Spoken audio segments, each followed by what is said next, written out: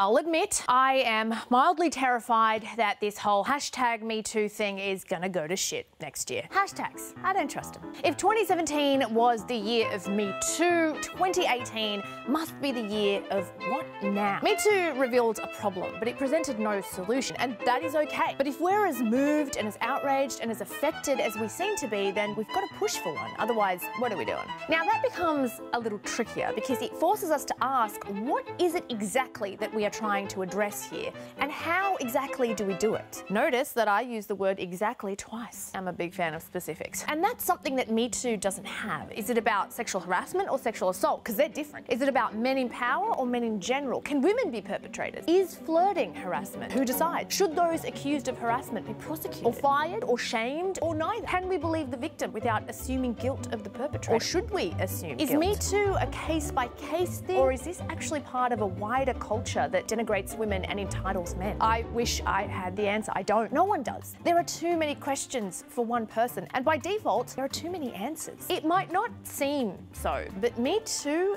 is actually about like HR policy. Because if you're harassed at work and there are no processes, nothing happens. It's about funding for domestic violence shelters, because if you're assaulted at home, where are you meant to go? It's about the relationship that police have with developers to be able to shut down sites that trade in private images of people without their consent. It's about the law catching up to that. It's about bail regulation. It's about the Advertising Standards Bureau. It's about bouncers kicking creeps out of clubs. It's about individual professions holding their big guns to account. Hello, the medical community. It's about gender diversity on boards. It's about the primary school syllabus around sex ed and consent. It's actually about all of these things, which is daunting as hell. So if you're someone who feels compelled to act, where do you even start? I don't know, but just bloody pick one. Because the very real danger here is that we do nothing. Expressing outrage online may result in less meaningful involvement in social causes. People are less likely to spend money on punishing unfairness when they are given the opportunity to express their outrage via written messages instead. i.e.,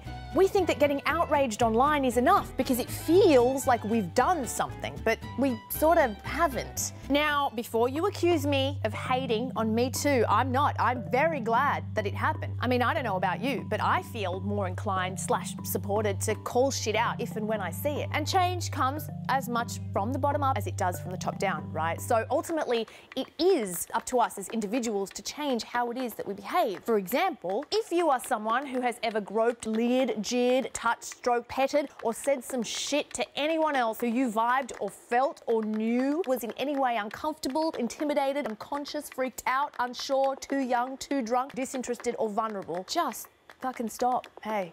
This might come as an enormous shock to some people, but I am really not trying to be preachy, I promise. I'm kinda in the same boat as a lot of you are, trying to work out what now. So here's to 2018.